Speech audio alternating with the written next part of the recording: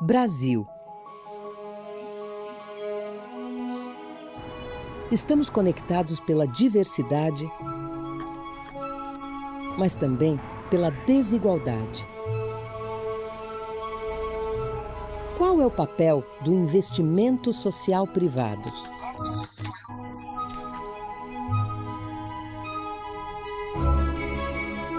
Muito já foi investido para chegarmos onde estamos. Agora, como podemos avançar mais para um desenvolvimento sustentável e o fortalecimento democrático do nosso país?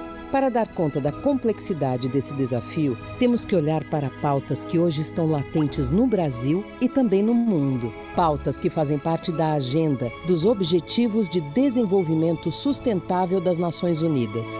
Temas com que lidamos no nosso dia a dia: equidade racial, direito das mulheres, gestão pública, água, mudanças climáticas,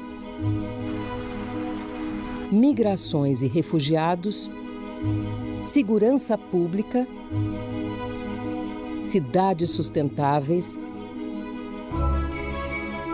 alimentação, ciência, direitos LGBT, entre tantos outros. Temos uma oportunidade enorme de expandir e diversificar a atuação do investimento social privado brasileiro, seja trazendo novos focos para a nossa atuação, seja criando diálogos transversais nos temas que já atuamos.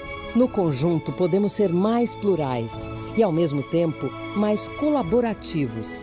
Investidores sociais de perfis, portes, estratégias e focos de atuação variados e presentes em todas as regiões do país, de modo que o impacto gerado seja mais sistêmico, efetivo e transformador. Precisamos ir além do que já fomos, para ampliar a participação social, desenvolver soluções inovadoras, apoiar a formulação de políticas públicas e, assim, contribuir com a redução das desigualdades.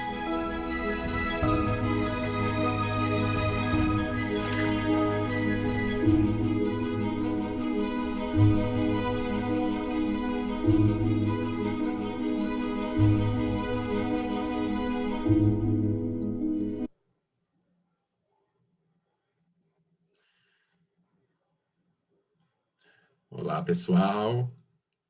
Bem-vindos, bem-vindas. Eu sou o Gustavo, gerente de programas do GIF, e dou as boas-vindas a todos vocês aqui nesse lançamento da plataforma ISP pela Amazônia. Gostaria de passar a palavra para o secretário-geral do GIF, algumas palavrinhas, José Marcelo Zac. Zé, bom dia. Opa, bom dia, Gustavo. Bom dia, Ricardo, coordenador de políticas públicas do GIF, e com o Gustavo no leme, né, de todo esse processo do ISP pela Amazônia. Bom dia a todas, todos aqui, né, com não só o obrigado pela presença, mas a alegria do encontro sempre, né? A gente fica sempre nesse lugar de frisar, mais do que de hábito, a alegria do encontro, porque quando a gente está junto presencialmente, tem um pouco essa coisa, né, de que a gente não valoriza aquilo que a gente tem na rotina. Então, quando a gente deixa de ter, a gente valoriza mais. Então, ainda que não possamos estar juntos presencialmente, a chance de, de algum modo, estar juntos é mais valiosa ainda e mais estimulante ainda que de hábito nesse momento.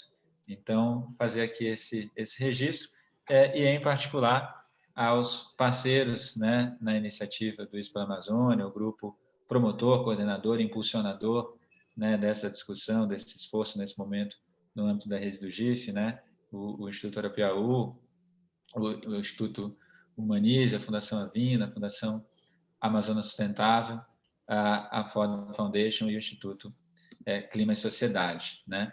E eu falei aqui de promotor, impulsionador, né? Estou vendo aqui o Virgílio, nada faz também no Conselho do GIF, né? Outros parceiros, a Ana Carolina, aqui do Carol do Humanize, eu vou vendo aqui as carinhas, né? Mas, em nome de todos os que eu citei aqui, né, eu falei de impulsionador, de promotor, porque, nesse caso do ISP pela Amazônia, como nos outros esforços, né, do ISP por, de buscar expandir aí a possibilidade de engajamento em temas centrais para a agenda pública brasileira e para a agenda pública, né, global, contemporânea, que o GIF vem fazendo, né, esse grupo e esse esforço ele tem sempre a característica de buscar ser um pouco ali o abre-alas para que a gente possa ampliar e ir ampliando em movimento o bloco, as várias alas, os vários atores e os vários entrelaçamentos de ação em cada um dos temas, né? E eu diria que é difícil dizer que com a particularidade no caso da Amazônia, porque a gente vem trabalhando também outros temas que também são absolutamente centrais e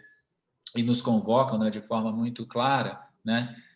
Mas aqui talvez com a particularidade de que né, falar de Amazônia na perspectiva do engajamento da sociedade brasileira, em princípio, deveria ter um certo grau de redundância ou de partir, digamos, de um ponto bastante mais avançado do que o que nós tipicamente partimos, né?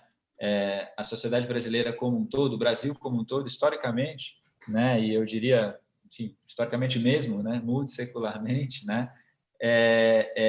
Se volta, né, para a Amazônia, se dedica, assume a responsabilidade, né, de vê-la como parte integral, né, do espaço social, econômico e não só ambiental, evidentemente ambiental também, mas também social e econômico do país, né, e de produzir um esforço de política de desenvolvimento para a região como um todo, ou co-produzir, né, com o conjunto, né, os mais de 30 milhões de moradores da região, enfim, muito menos do que seria natural de se esperar, né, quando a gente pensa na importância humana, ambiental e estratégica também que a Amazônia tem para o país. Então, acho que aqui a gente tem essa particularidade, né, de um momento em que talvez né, os parceiros na iniciativa e outras pessoas que estão aqui que se dedicam ao longo dos anos, né, a desenvolver na região Amazônia, que talvez possam afirmar isso de forma mais categórica, informada do que eu, né? Mas talvez a gente vivendo aqui um momento em que esse chamado se coloca de maneira central, inequívoca, como talvez nunca tenha se colocado. Então, acho que a gente tem uma oportunidade grande para avançar nisso, né? Nesses últimos anos, né, a gente vem buscando, né, aqui no âmbito da rede do GIF, somar nessa semeadura. Eu lembro ainda em 2017, né, Vigílio, Glaucio aqui na Vina, Forte, né, a gente já dialogava, Vigílio sempre puxando, conversa com o Ix, com o Manise, com outros atores, né? Tivemos lá em 18, né, um evento em Manaus, né, já nessa chave né, de buscar expandir não só a participação da rede de atores no âmbito da rede do GIF, mas a filantropia e do investimento social do país como um todo, na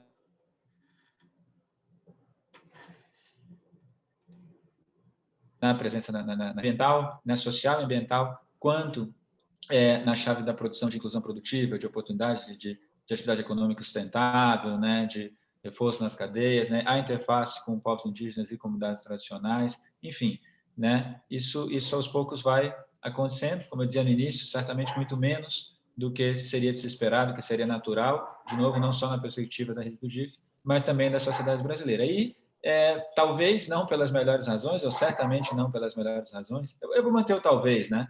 O tema ganha a centralidade que ganhou aí nesses últimos 2 anos. Eu vou manter o talvez porque aquelas que certamente não são as melhores razões é a escalada, né, de desmatamento, de devastação e de descaso de uma compreensão equivocada, digamos assim, de forma mais suave, em relação ao lugar e ao horizonte possível para o desenvolvimento da região amazônica, né? Mas eu vou manter o talvez porque eu acho também que a centralidade, a presença que o tema ganha no debate público brasileiro potencialmente não se nutre só da crise que o momento inspira e da urgência que essa crise traz, mas também de um amadurecimento paulatino, gradual, mais crescente, né, desse senso de identidade, de responsabilidade, compromisso, de envolvimento com a região.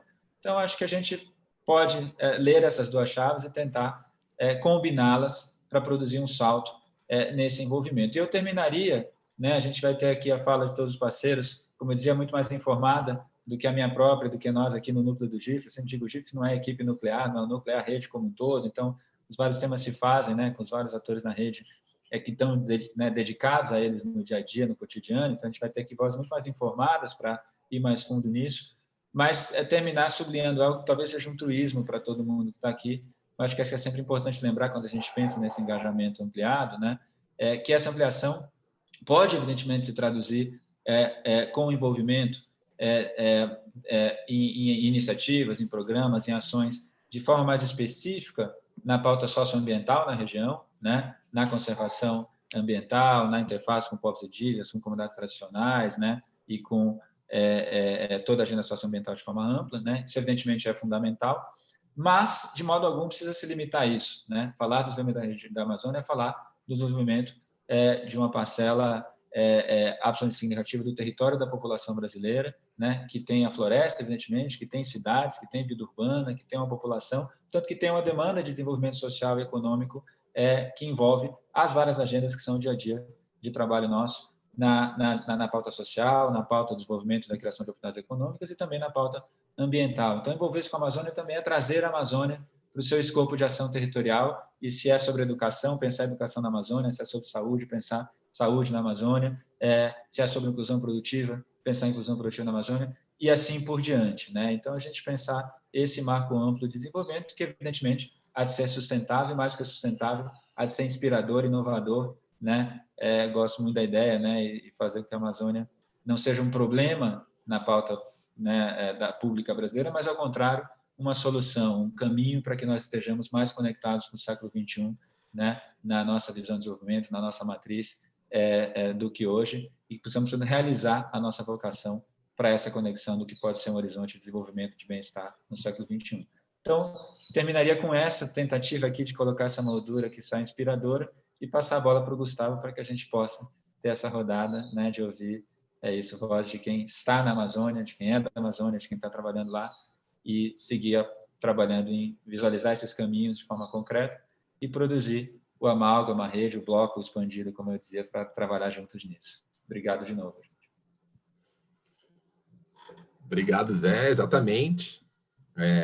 Esse é o propósito dessa iniciativa, né? É trazer mais atores, amalgamar, né, investimento social, trabalhar mais por essa região tão importante do país.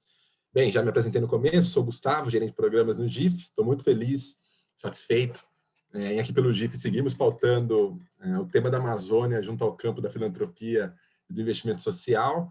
Diria que até com alguma veemência ao longo dos últimos meses, né? Se bem lembrarmos, primeiro com a atividade inaugural do trilho do Congresso GIF, logo após a realização da Semana do Investimento Social em agosto, quando reunimos ali lideranças locais para apresentarem desafios vivenciados na região, passando pela realização do workshop com investidores sociais, formulando conjuntamente alternativas de apoio em agendas específicas que precisam da atenção da filantropia a atuar mais pela região. Foi realizado em outubro e cujos insumos desse workshop também alimentam uma sessão específica na plataforma, a live da Amazônia, no encontro de encerramento do Congresso GIF no mês passado, e agora o lançamento propriamente da plataforma Isso pela Amazônia, que se pretende ser esse ancorador de referências, diretrizes, a visualização da atuação do investimento social privado na região, facilitando o trabalho de qualquer instituto ou fundação que almeja começar a trabalhar pela região, ou por ela, ou mesmo que já potencialmente até esteja lá atuando.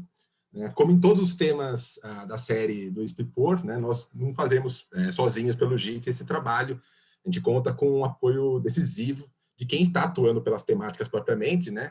Nesse caso não seria diferente, a gente conta aí com um sexteto de copromotores que tem nos ajudado nessa tarefa de levar a mensagem para uma maior aproximação da filantropia brasileira a contribuir com a nossa Amazônia.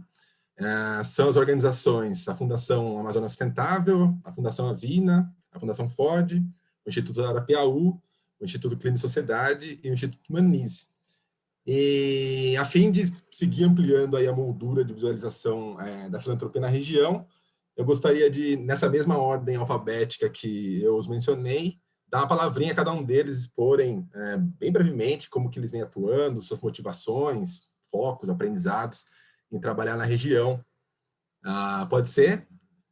E assim eu acho que eu já começaria com o Virgílio, começando pela Fundação Amazônia Sustentável. Vamos lá, Virgílio. Valeu, Gustavo. Bom dia a você, bom dia a todas e a todos aqui que estão conosco, não só no grupo do GIF, mas também aqueles que participam desse evento.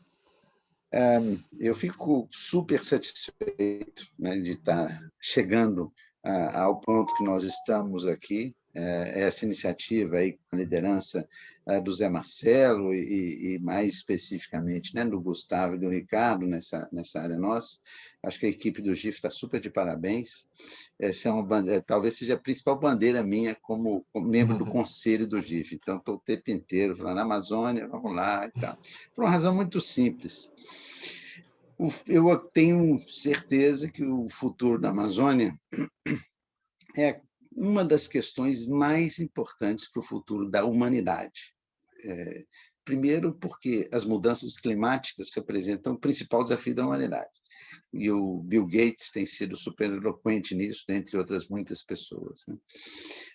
Dentro dessa equação do clima, a Amazônia é o principal bioma do ponto de vista dos seus impactos, especialmente no que diz respeito ao ciclo hidrológico. A Amazônia é uma bomba d'água, um ar-condicionado que funciona mandando o sangue da vida para todo o planeta, porque o nosso sangue, que alimenta a vida, é água.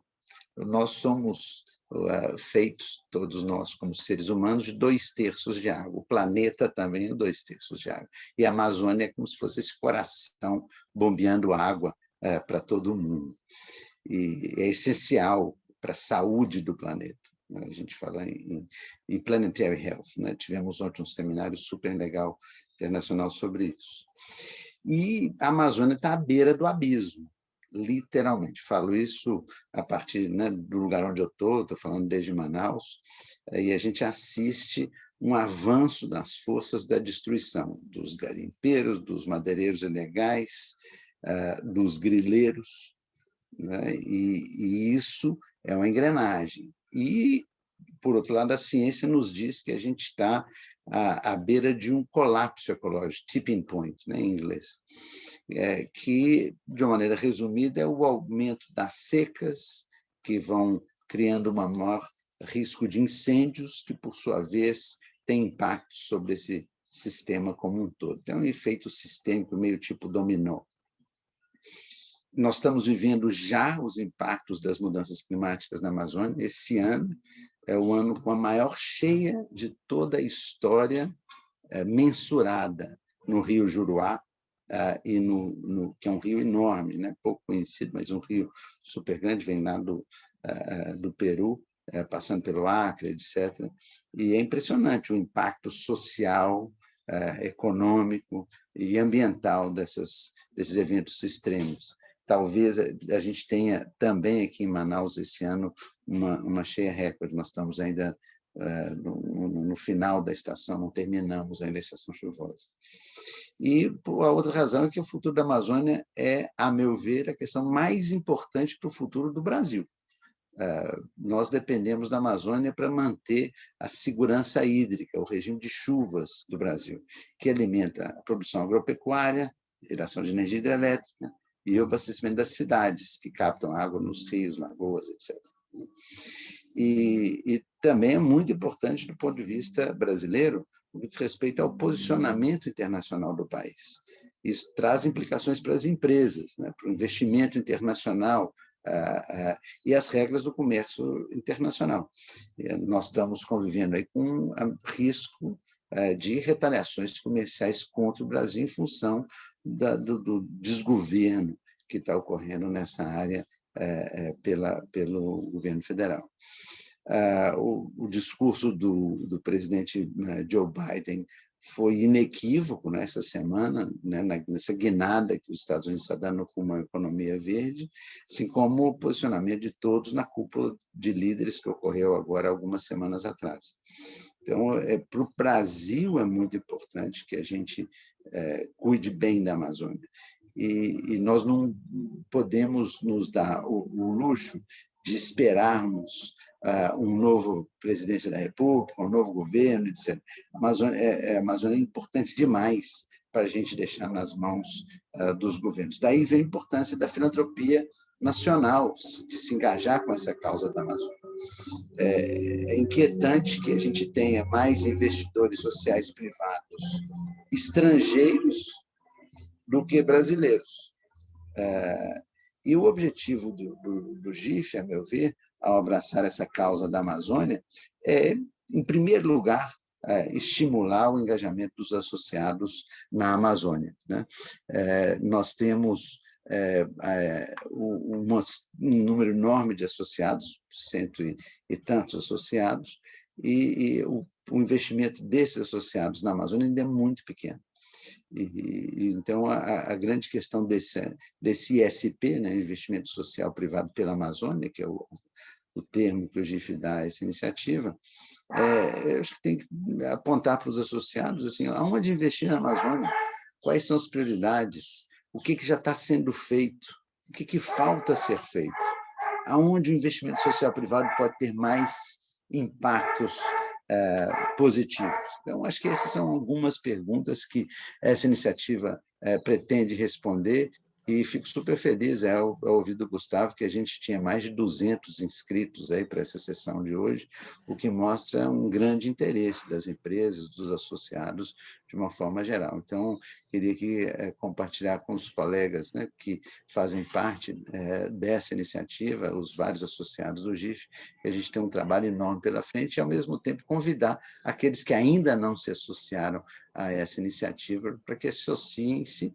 e vamos juntar as forças e bola para frente. E marcar, como eu estava falando para o pessoal ontem, logo a primeira visita. Aqui a gente já tomou vacina, muita gente, eu inclusive já tomei, e guerra é guerra, tomo vacina aí, vocês, e venham para cá para a gente tomar um banho de rio, fazer um seminário dentro d'água, que é o mais produtivo que existe no planeta. Câmbio. Valeu, Virgílio. Eu achei que você até corrigiria a minha retrospectiva, lembrando que, na verdade, já tinha tido uma ação lá em agosto de 2018, uma missão região, né? Mas também é mais essa atividade também, então só para ficar o registro aqui. É verdade. Eu sei que você foi o anfitrião naquela ocasião. Exato. E aproveito para dizer que a FAES está às ordens para servir como embaixada, aí, ponto de aterrissagem de vocês, ajudar a construir roteiros, para conhecer coisas no campo, né? A FAES é a maior organização da sociedade civil da Amazônia, já há muitos anos, e a gente trabalha sempre com um enfoque de rede de parcerias. Na Covid mesmo, a gente conseguiu reunir 122 parceiros e chegamos a 7.500 aldeias e comunidades na Amazônia Profunda. Então, o espírito de parceria é esse. Quem quiser se somar a isso, bem-vindo, bem-vinda. Muito bem. Vamos na sequência aqui com a Fundação Avina, a Juliana Strobel. Olá, pessoal, bom dia, um prazer estar aqui com todos vocês. Muito boa a fala do Virgínio, porque conecta muito com o que eu quero falar também, que vincula um pouco esse cenário mundial aí, né, desse esforço global para combater as mudanças climáticas com o investimento social privado na Amazônia, né? Então, a gente tem observado que, mundialmente, né, o setor privado está cada vez mais engajado nessa questão climática, e aí a gente vê algumas iniciativas surgindo, como o Race to Zero, né, que é a corrida para o zero, que é realmente tentar zerar as emissões líquidas de gás de efeito estufa até 2050, onde muitas empresas já estão engajadas, e tem o Race to Resilience também, que é a corrida pela resiliência, né? E que busca colocar as pessoas em primeiro lugar para que elas não só sobrevivam aos choques climáticos, que a gente já está prevendo que potencialmente vão acontecer, mas que também possam prosperar nesse ambiente, né? Então, no caso do Brasil, como o Virgílio falou, a mudança do uso do solo é o principal fator de emissões, né? Então, de fato, conservar a Amazônia é a melhor contribuição que o Brasil pode fazer em termos de se somar a esse esforço global de redução de emissões e de adaptação às mudanças climáticas, né? Então, ao mesmo tempo, quando a gente pensa em conservar a Amazônia, quem está fazendo bem isso agora são as populações locais, né? Indígenas, quilombolas, ribeirinhos, eles há anos vivem bem com a floresta em pé e sabem conservá-la da melhor forma possível. Só que muitas vezes a gente vê que a narrativa vinculada aí à questão da Amazônia não coloca essas pessoas no centro, né? Muitas vezes foca mais nas emissões de carbono ou coloca mais o projeto em si, na luz, né? E fala muito pouco das pessoas que estão envolvidas e colocá-las, de fato, como protagonistas dessa ação climática que elas já vêm fazendo aí na região, né? Então, o que a gente observa é que muitas vezes projetos chegam de uma forma já toda definida na região, do que vai ser, quando vai acontecer o quê, com muito pouca escuta, né? E principalmente co-construção da estratégia do projeto. Então, com pouca flexibilidade para que as populações locais possam, de fato, adequar aquela ideia que muitas vezes uma empresa tem de atuação social, né, de investimento social na região, mas como já está tudo pré-formatado, as próprias populações têm pouco espaço para opinar. E aí o que acontece? Se um projeto não respeita essa vocação natural, cultural, local, né, muitas vezes ele só funciona enquanto existe ali o estímulo financeiro. No momento em que termina o projeto, aquela atividade pode não vingar. Então, por isso a importância dessa participação. E então, o que eu queria trazer para vocês é essa reflexão de como o investimento social privado pode pensar em formas de tornar as populações locais os próprios protagonistas dos projetos, mas não só na implementação. Eu falo aqui que eles participem desde a idealização do projeto, da construção da estratégia, claro, da implementação e também, por que não, depois da avaliação dos resultados, para ter esse aprendizado coletivo, né, sobre o que está acontecendo. E que eles sejam vistos como co-realizadores dos projetos e não como beneficiários, né, que muitas vezes a gente usa esse termo, né? E, assim, nesse contexto também, eu queria chamar a atenção para a importância da gente abrir cada vez mais espaços de fala para essas populações. E, normalmente, em fóruns onde hoje a gente não enxerga, onde elas não estão. Por exemplo, aqui, né, nesse momento, que legal seria se daqui 1, 2 anos a gente tivesse uma participação muito maior de representantes das populações locais para participar, para aproximá-los das empresas, né? E tornar essa conversa um pouco mais afinada, né? Então, bom, nós da Fundação Avina, a gente atua há algum tempo na Amazônia, a própria FASE, eu vejo que o Instituto Iguá está presente aí, nós trabalhamos com eles em temas de acesso à água, indicadores de progresso social, também a parte de acesso a crédito para empreendimentos de bioeconomia. Mas o que eu queria falar para vocês é sobre um projeto que estamos começando agora, chamado Vozes pela Ação Climática, que vai justo nessa linha, né, de aumentar a visibilidade e o protagonismo das populações locais para propor e debater a implementação de soluções climáticas que elas mesmas criaram e conhecem, né? Esse é um projeto financiado pelo governo holandês, em parceria com a WWF Brasil, a IVOS e a South North.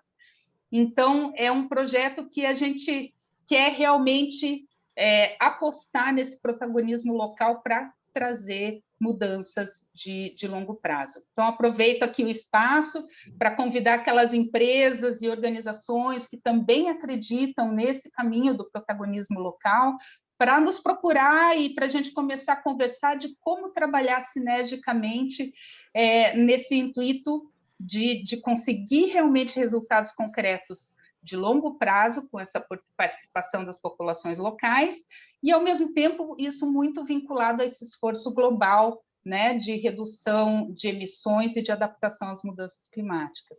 Então, só para fechar, assim, acho que a mensagem é que não existe uma dicotomia entre o que é ambiental e o que é social, né? Está tudo conectado, especialmente na Amazônia. E a gente acredita que a solução está nas pessoas da região, né? Então, é isso, muito obrigada. Obrigado, Juliana. Qualquer coisa, tem informações também sobre o projeto na plataforma aí que está sendo lançada agora.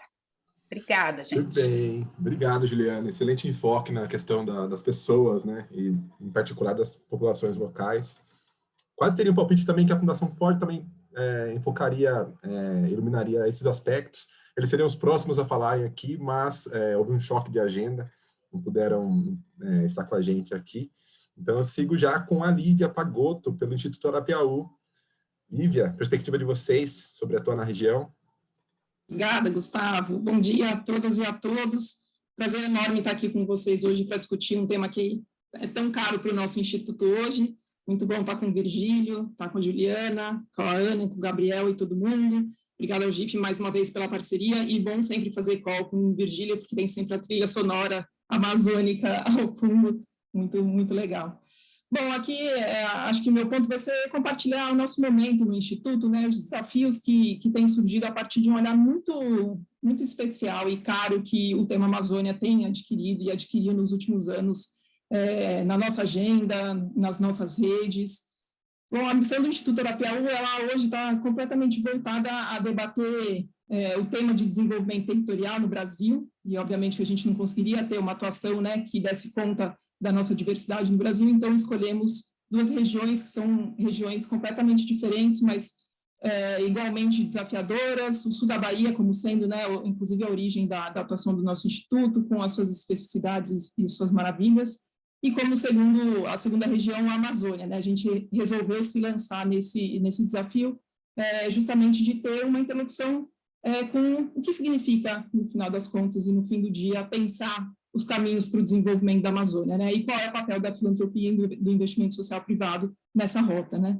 A gente, tradicionalmente, tem uma agenda muito forte também, mudanças climáticas, então tanto o Virgílio, tanto a Juliana e mesmo o Zé Marcelo na abertura falaram, né, da importância desse contexto global, e gosto muito das discussões que chegam perto hoje em dia do Arapiaú, especialmente de um projeto que a gente tem, que é uma rede que junta muitos dos que estão aqui e outros atores, chamado Uma Concertação pela Amazônia, que vem trabalhando a ideia de que a Amazônia coloca o Brasil no mundo, mas a Amazônia também tem a capacidade de tirar a Amazônia do mundo, né? Então, a gente vive hoje um momento em que a Amazônia virou realmente, né, como o Virgílio estava falando, enfim, um tema e uma região que contribui, enfim, para a gente entender qual é uma rota possível de desenvolvimento, não só para o país, mas para o globo como um todo, numa região com capital natural tão intenso, né, com essa força.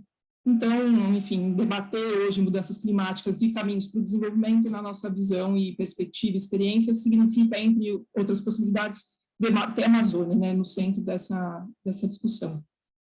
A gente vem muito motivados a trabalhar em rede para trazer uma reflexão sobre a Amazônia. De novo, né, a gente tem um projeto atual feito a muitas mãos, já não diria que desde sua origem não é um projeto só do Instituto Arapiaú, é uma iniciativa feita aí a muitas mãos, fundações, institutos, muitos parceiros da filantropia, também empresas, setor privado fortemente chegando junto, sociedade civil, academia, ciência, enfim, muitas interlocuções para contribuir para um espaço que seja plural e democrático para institucionalizar um debate sobre a Amazônia hoje no Brasil. A gente parte da perspectiva de que é preciso criar esse espaço justamente para ampliar vozes, ampliar as visões e criar um espaço, inclusive, para que essas visões possam conviver e ser debatidas, né? E dentro das suas sinergias, dentro das suas discrepâncias e concordâncias. E justamente, né, como fazer isso, a gente aposta muito aí no fator de rede para que esse espaço seja aberto para que essas diferentes visões possam ser construídas, justamente num objetivo, numa intenção de criar espaços para que propostas sejam feitas justamente nessa interlocução com caminhos do desenvolvimento para a Amazônia. E outra forma de fazer isso, que pode basear, né, a atuação dessa rede muito potente, é justamente se basear no conhecimento, aquele conhecimento tradicional, experiencial, científico, técnico, espiritual, enfim, que permeia tantas vivências e propostas mais concretas também em relação à Amazônia e seu desenvolvimento, né? E a gente poderia ficar aqui muito tempo falando sobre por quê, né? Atuar em rede, especialmente nesse olhar para a Amazônia. A gente poderia falar durante muitos minutos sobre a importância de potencializar impacto, enfim, esse grupo, né, de investidores sociais trabalhando juntos, pensando na potencialização do impacto, pensando em inovações de cofinanciamento de parcerias, mas eu gostaria, talvez, de iluminar mais essa importância dessa rede, compreender e desafiar a complexidade. Acho que a Amazônia é um tema que exige de todos nós aí um desafio à complexidade, especialmente porque o pano de fundo e essa intensidade do capital natural faz com que a gente precise pensar talvez rotas muito diferentes, tentativas já foram feitas, a gente sabe muito disso, mas talvez ainda com algumas trilhas para percorrer.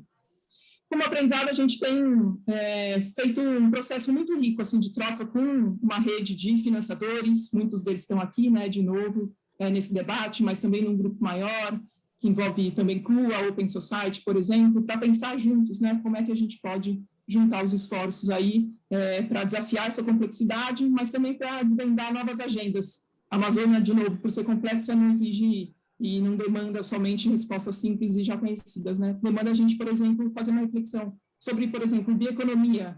Qual é o significado de bioeconomia para a Amazônia? Será que é só a bioeconomia da biodiversidade ou vai além disso? Tem a ver com commodities? Qual é o sentido da infraestrutura? Qual é o sentido das cidades? Qual é o sentido da relação urbano-rural nesse bioma e nessa região? Então, aqui, para fechar, um pouco a gente se lançando como grupos nesse desafio mesmo de discutir essa fronteira do desenvolvimento tão maravilhosa, tão desafiadora, mas às vezes também deixando a gente com umas noites de insônia aí para ver quais são os próximos passos. E aí me coloco à disposição para a gente continuar trocando bola daqui a pouco, também falar um pouquinho mais, mas Gabriel e Ana também podem falar sobre a concertação, porque todos nós estamos juntos nesse barco. Paro por aqui, então, Gustavo, de volta para você. Obrigado, Lívia. Muito obrigado. O trabalho em rede, né, que a Arapiaú sempre busca pautar, também é algo que está na veia do GIF promover, né? Então tem muita sinergia aqui também. Obrigado por iluminar esse ponto. Agora eu passo para o Gabriel Lui, que é do Instituto Clima e Sociedade. Gabriel? Obrigado, Gustavo. Obrigado aos colegas aí do GIF, aos institutos e fundações que estão aqui hoje com a gente. Muito feliz de estar com vocês nesse momento. Acho que já mostra aqui essas primeiras falas, né, a potência dessa coordenação, né, do nosso trabalho, o quanto que a gente já aponta para a mesma direção, e isso já é uma entrega, né? Eu acho que essa reflexão coletiva e a gente construir uma pauta conjunta já é um super resultado. Estou muito feliz de ver as nossas organizações e a filantropia, né, brasileira de maneira geral se atentando para os pontos que a gente está trazendo aqui e construindo uma agenda conjunta, né? Muito feliz também de ver nas falas, né, que a gente já teve o ganho de atenção que a região amazônica está tendo, né? Eu trabalho já na região há muitos anos e confesso que acho que é a primeira vez que eu vejo um esforço tão coordenado e descentralizado de atuação, né, de posicionamentos em torno da região. E isso mostra um paradoxo que a gente está vivendo, né? Que acho que até na fala do Zé Marcelo lá no começo já apareceu esses elementos e também dos colegas aqui.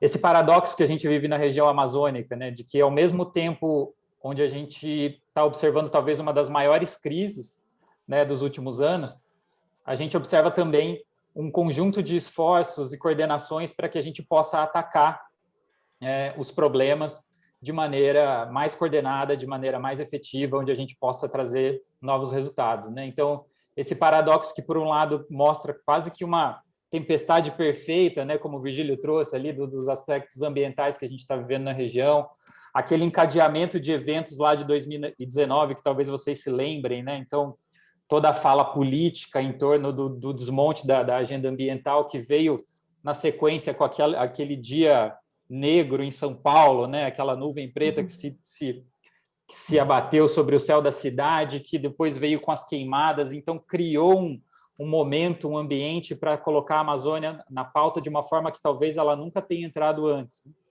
Num momento crítico, onde, do ponto de vista da estrutura governamental centralizada, houve um recuo, né? Um recuo que criou situações complicadas do ponto de vista da gestão da região, mas que, ao mesmo tempo, permitiu, acho que, o levante, né, de uma série de iniciativas, organizações, concertações, para que a gente estivesse aqui hoje de maneira conjunta, se debruçando sobre a região e buscando soluções que vão numa abordagem completamente diferente que a gente tinha no passado, né?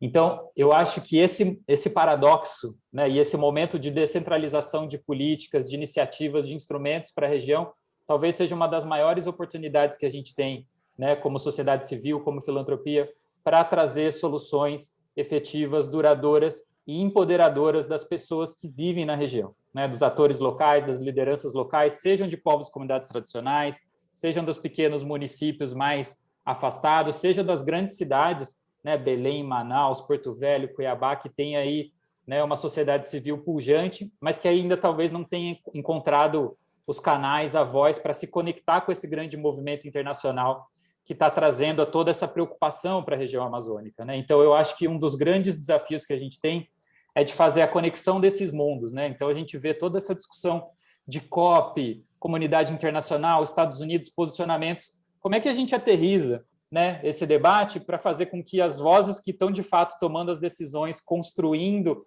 as trajetórias de desenvolvimento para a região, sejam ouvidas nesse processo e se conectem a esse grande movimento internacional que está se preocupando, se debruçando sobre a região amazônica? Como é que a gente faz essa interligação e traz os elementos que, de fato, representam o desenvolvimento da região para as demandas das pessoas que estão lá hoje, com suas dificuldades em torno de saneamento básico, infraestrutura de mobilidade, saúde, educação e meio ambiente, né? A gente, como o Instituto Clima e Sociedade, que tem trabalhado há muitos anos pela entrada da pauta ambiental, talvez o grande desafio que a gente tem hoje, nesse paradoxo que eu tentei caracterizar aqui no começo, é como é que a gente faz com que essa pauta ambiental, que para a gente é tão óbvia, né? Os benefícios da pauta ambiental que são tão óbvios, se tornem óbvios também para as pessoas que estão lá na região, que estão lá vivendo o seu dia a dia e talvez não percebam esses benefícios que a agenda ambiental coloca, né? Então, como é que a gente transforma esse movimento de apoio,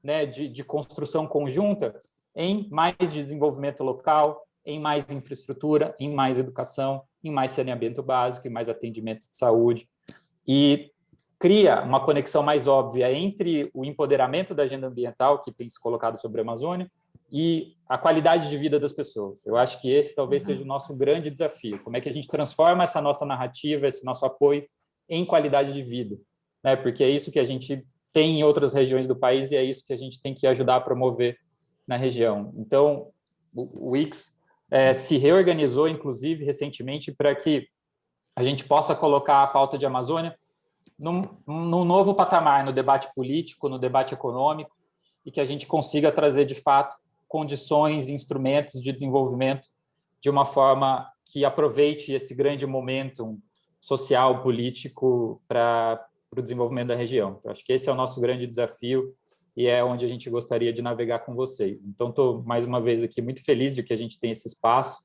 muito feliz que o GIF tenha, né, se empoderado e assumido essa luta, e a gente está aqui junto para colaborar. Obrigado. Excelente, Gabriel. Muito bom, enfim, iluminar essa perspectiva integrada e holística do desenvolvimento da região, né? Tanto da perspectiva ambiental, mas também humana, inclusiva, né? Muito bem. E agora, fechando o nosso sexteto copromotor, eu gostaria de convidar o Instituto Humanize, pela Ana Carolina. Ana, vamos lá? Vamos lá, Gustavo. Obrigada. Bom dia a todo mundo. É um prazer estar aqui. Obrigada ao GIF pelo convite. Parabéns pela organização do evento, do lançamento da plataforma desse documento que a gente vem trabalhando aí nos últimos meses. É muito bom estar aqui com esses parceiros todos e tantos outros, na verdade, como a Lívia estava mencionando. E ouvindo agora o Gabriel, aliás, endosso todas as falas, sim, a gente quer traduzir isso em melhoria de qualidade de vida, né? E o desafio que a gente tem na nossa frente é gigante. E não tem instituição que vai dar conta disso sozinho, não tem setor que vai dar conta disso sozinho.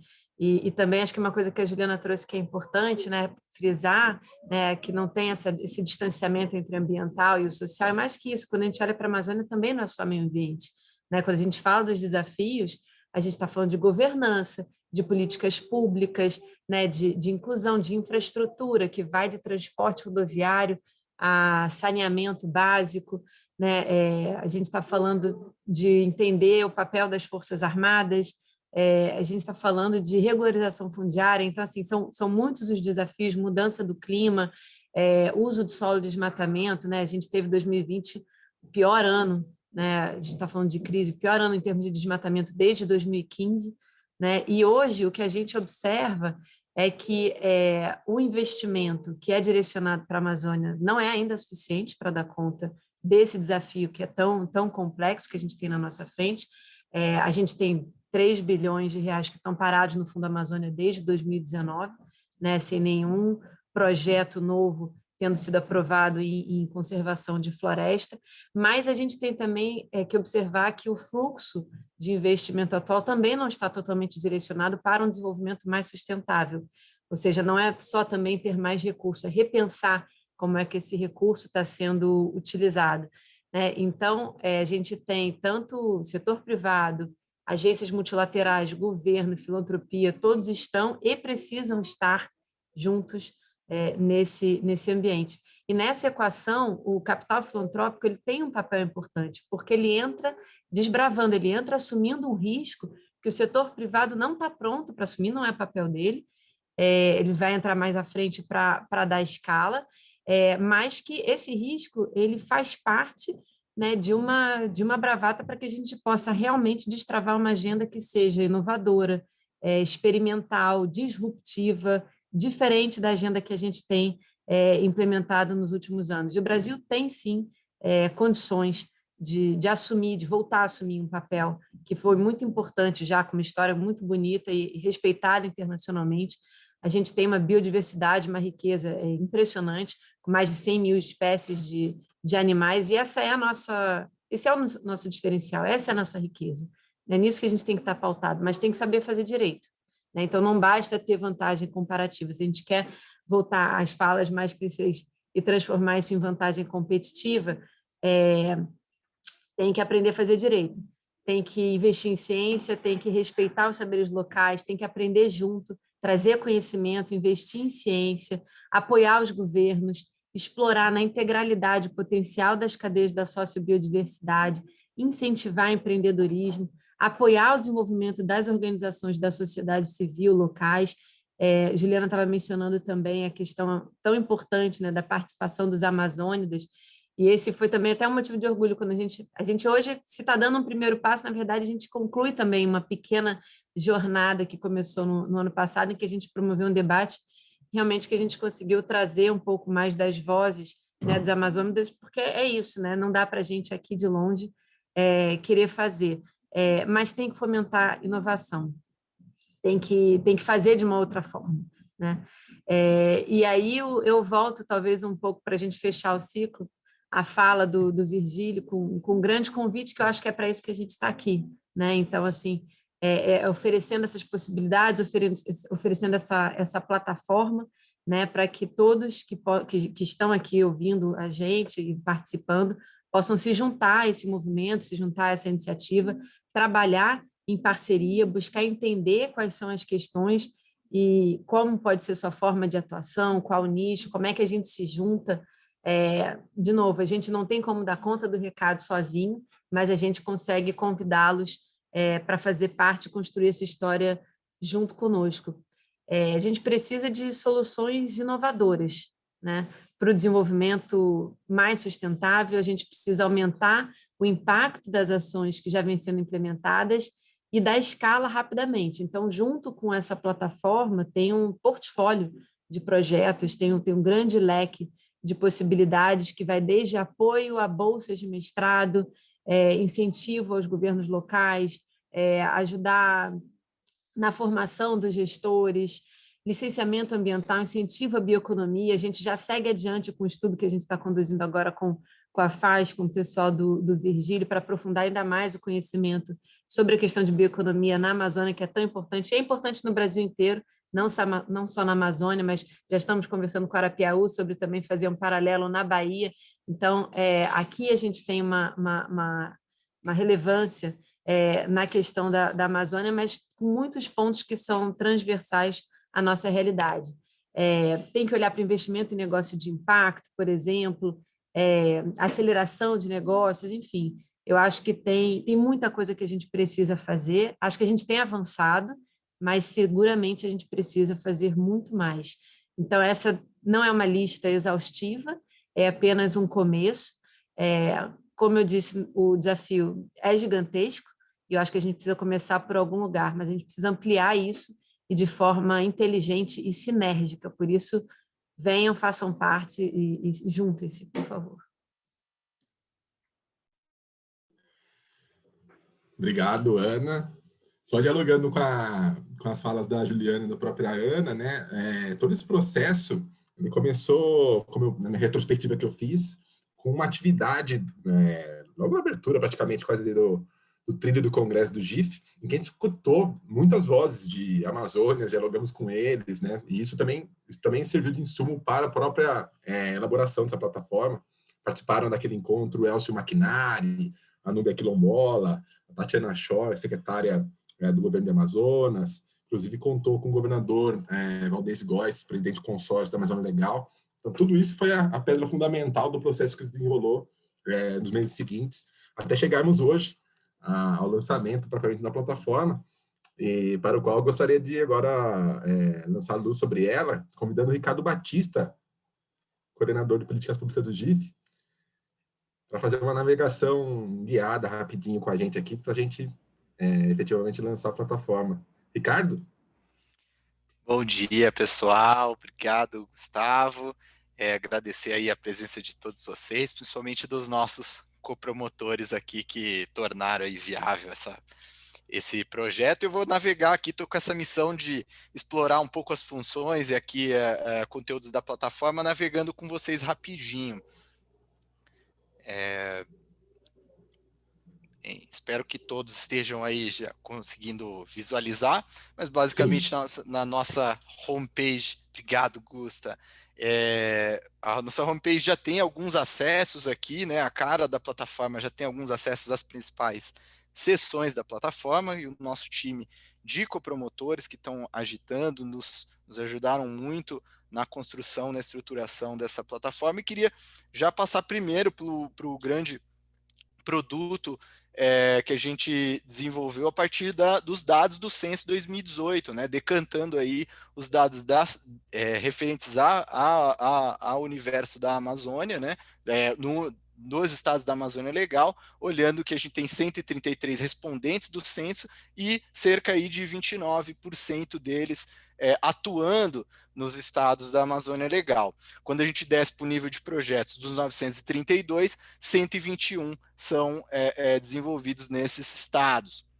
E aí, quando a gente ainda amplia a lupa e olha ali para os projetos prioritários, né, são de 369 que foram considerados prioritários pelas organizações respondentes, 60 estão na Amazônia Legal. O que é interessante olhar talvez aqui é que, né, se são 13, enfim, né, 121 projetos, né, na Amazônia Legal dos 932 e são 369 prioritários e 60 são na Amazônia Legal, proporcionalmente, né, os projetos na Amazônia Legal, nos estados da Amazônia Legal, eles tendem a ser um pouco mais considerados prioritários, né? Um pouco mais aí de relação de 1/3 para 50% do total para a Amazônia Legal. Interessante olhar aqui em termos de movimentação do campo geral, se a gente quer ampliar a presença do investimento social privado, da filantropia nessa região, a gente tem que olhar para isso aqui. Tradicionalmente, o Sudeste concentra a maior quantidade de projetos e de atuação e de organizações, né? Mas olhando aqui, a gente pode pensar, talvez, num movimento mesmo estratégico do campo em ampliar, né, a presença do campo lá, né? E de repente, numa próxima edição do censo, a Amazônia Legal alcançar talvez o terceiro lugar aí do Sul e do Centro-Oeste, talvez até numa perspectiva mais ambiciosa, né? Tá ali junto do Nordeste. Também é importante olhar, e aí já não mais para uma decisão mais ampla do campo, mas para os projetos especificamente, olhar para o padrão do orçamento dos projetos, né? A gente vê que no universo total eles estão ali de 0 a 500 mil reais, né? Enfim, 50% dos projetos estão dentro dessa faixa de orçamento. Já na Amazônia, nos estados da Amazônia Legal, o piso é um pouco mais alto e o teto também um pouco mais alto. A gente tem um volume muito, muito significativo de projetos que alcançam já 1 milhão. Então é importante olhar que talvez numa decisão de investir na Amazônia Legal, considerar um orçamento um pouquinho maior, um pouquinho mais encorpado. E por fim, só olhar rapidamente para os temas, né? Não tem tantas diferenças, mas algumas são marcantes. Então, o apoio institucional à gestão pública, ele é um pouquinho maior, ele é quase o dobro, né? Em relação, na Amazônia Legal, em relação ao total. Né? Então, é importante também olhar um pouco desse perfil, né? Talvez demande mais um investimento em gestão pública na Amazônia Legal do que no resto, né? Bom, passando agora para uma sessão importante que a gente construiu, que foi mencionado aqui pela Ana, é o acervo de projetos, né? A lista de projetos que estão sendo desenvolvidas, né? Ele reflete bastante daquela fotografia do volume de projetos, um pouco mais de 120 projetos, e a gente organizou aqui para vocês poderem olhar eles mais de forma mais aproximada, né? Vamos dizer assim, sedimentar um pouco da fotografia do que a gente viu ali nos dados do censo, ver quem está fazendo, onde está fazendo, como está fazendo, né? Então a gente preparou uma ficha desse portfólio, né, para cada um dos projetos, explicando um pouco quais são os focos, né, quais são as estratégias adotadas, onde esses projetos estão inovando, né, quem são os parceiros e o link para o conteúdo original deles, né? E além desses projetos que a gente vem coletando, né, vem recebendo das organizações de investimento social privado para a gente compor esse acervo aqui, a gente também puxou os projetos da base Mosaico, né, do GIF, onde a gente também elencou aqui que projetos são esses, quem está envolvido na construção, na implementação e quais as áreas eles estão relacionados, né? E aqui, nesse link Saiba Mais, vocês têm um acesso à ficha desses projetos lá na plataforma Mosaico, né? Então, usem e abusem desse portfólio para saber o que está sendo feito, quem está sendo feito, quais são as áreas. Isso é muito importante para referência de vocês. A gente aqui também mapeou, né, algumas articulações, um pouco se a gente está buscando aqui, como a Lívia trouxe muito forte na fala dela, né, promover uma coordenação, um trabalho em rede, um trabalho articulado, a gente também mapeou algumas dessas articulações, né, que podem reforçar estratégias das organizações do investimento social privado para investir melhor, mais e melhor na Amazônia, e de repente até começar a investir. Então vale a pena aqui também explorar essas articulações, o que elas estão fazendo, o que elas estão propondo, né? E de repente até inspirar também uma atuação mais aprofundada no território. A gente também preparou uma sessão de conteúdos, onde a gente vem reunindo, fazendo uma curadoria, né, de conteúdos quase que especificamente para o investimento social privado, né? Vocês vão ver, tem várias datas aqui, foram produzidas em diversos momentos, não só publicações, artigos acadêmicos e institucionais, mas também vídeos e podcasts, né? Que ajuda muito na disseminação dessas informações, desse conhecimento acumulado. Agora, o mais importante, que a gente vem fazendo desde do ano passado, né, buscando aí essa missão, né, de fortalecer o tema da Amazônia dentro do investimento social privado, são esses caminhos que a gente identificou a partir do workshop que a gente fez em final de outubro do ano passado, ouvindo as diversas vozes, né, do investimento social privado, da sociedade civil, da academia, né, do setor privado. A gente ouviu uma gama de parceiros como só ser, né, na nossa série, o que o investimento social privado pode fazer por, né? Então a gente, muito do que os nossos copromotores trouxeram aqui no início, né, de diretrizes, né, de práticas necessárias para a gente ampliar esse compromisso com a Amazônia, né? Muitos deles já estão elencados aqui, né, descritos aqui, para servir de referência, né, para quem quiser começar a investir, tá com essas recomendações, essas orientações na cabeça, né? Então tá aqui a coordenação de esforços, o fortalecimento das instituições locais, estar atento à diversidade territorial da região, né? Não é um território uniforme, tem muita diversidade demográfica, cultural, né? Enfim. É bom olhar também a perspectiva de longo prazo e sistêmica, que foi trazido muitas vezes, muito forte nas falas. Algumas das estratégias que, né, se a gente quer ampliar aquela barra, olhar para investir mais recursos ali, mapear os atores, se a gente quer fortalecer a interlocução, fortalecer as instituições locais e fazer uma abordagem sistêmica, tem que mapear os atores e ver o que eles estão fazendo. Uma parte a gente está fazendo aqui com aquela lista de iniciativas, né? Produzir conhecimento sobre a região, isso também é fundamental. Consolidar boas práticas para a gente fazer esse movimento que a Ana trouxe, né, de dar escala, de replicar, né, de tornar mais instrumentais, né? Considerar também um apoio a essa agenda de litigância estratégica foi muito importante com os fatos que o Gabriel trouxe, né? Regularização fundiária 2019, 2020 foi muito importante o advocacy que as organizações fizeram. Então, essas estratégias também são centrais. Entrando um pouco mais já agora nos eixos temáticos, né? A gente decantou ali naquele workshop 2 eixos principais, que é a agenda socioambiental, né, e a agenda de políticas sociais e desenvolvimento, né?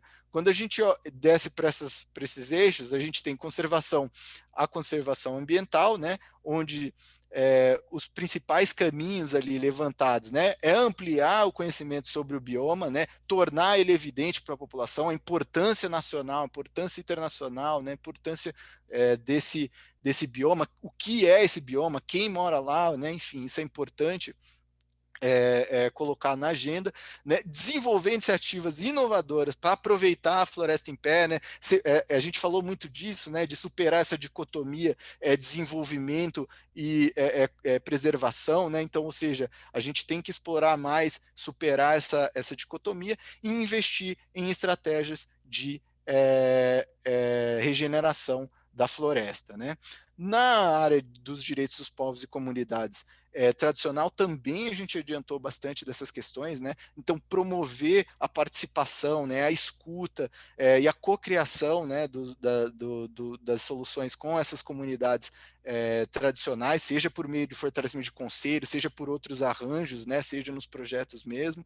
Financiar os projetos dessas comunidades é importante também para fortalecê-las, né, no território, para promover o desenvolvimento a partir do fortalecimento das capacidades desses povos, né, e ampliar o conhecimento e a mobilização da sociedade como um todo, né, em relação a essas populações, né, ou seja, quem são essas populações, né, mostrar que eles também estão na nossa agenda.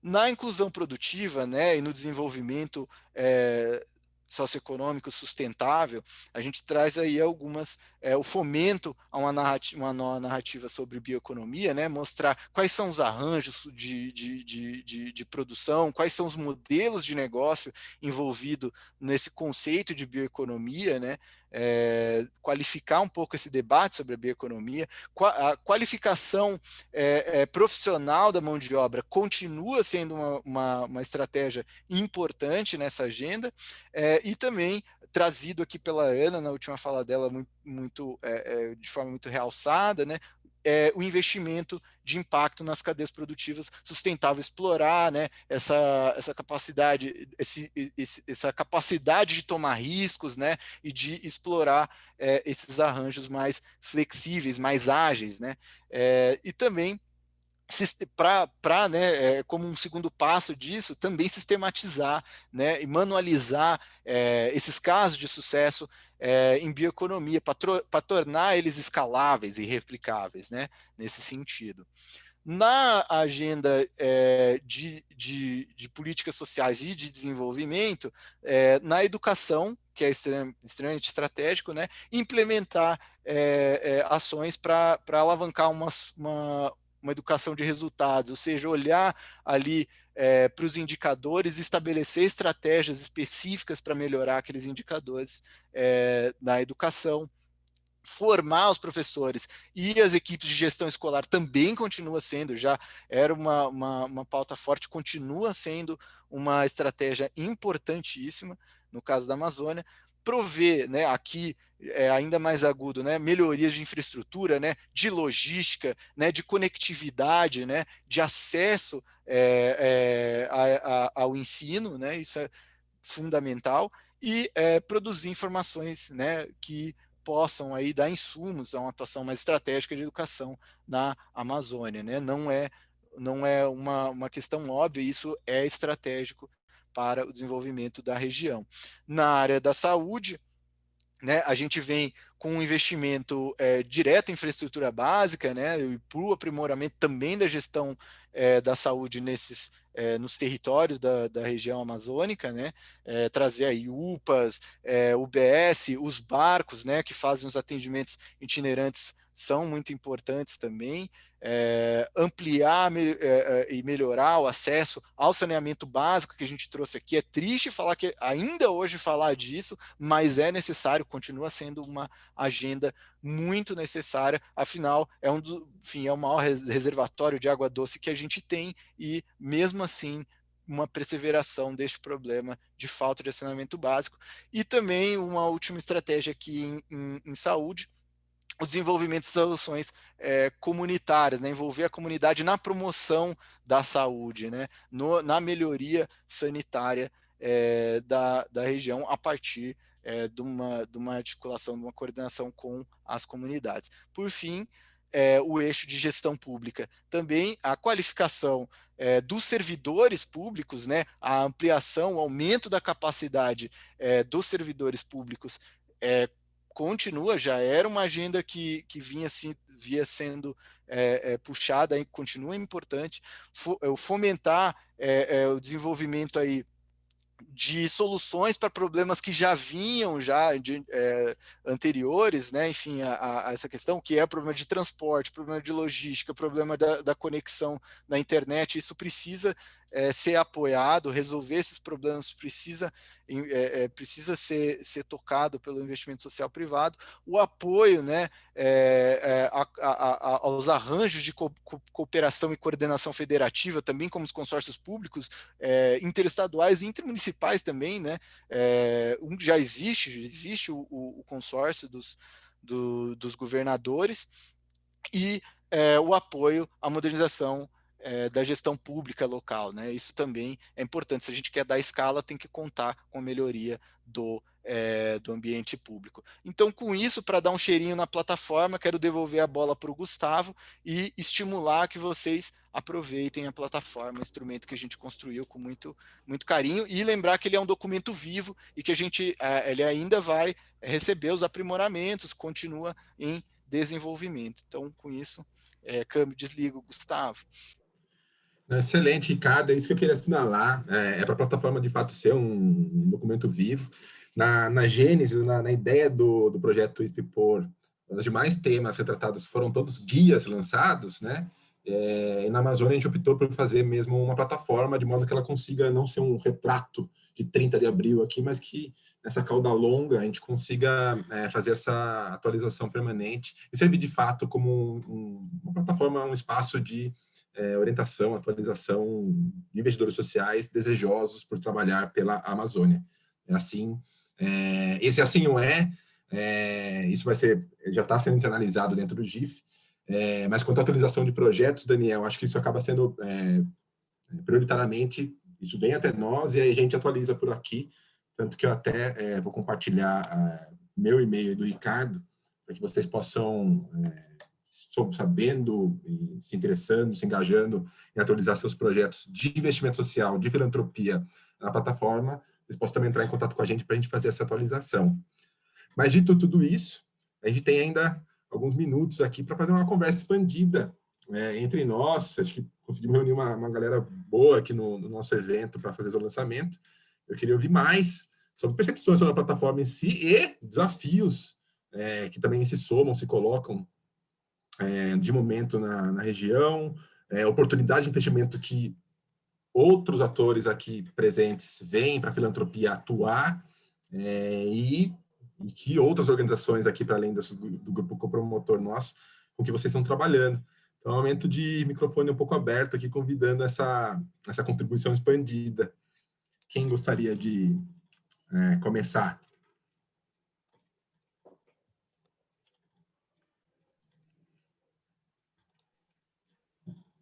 Gustavo. Vamos lá.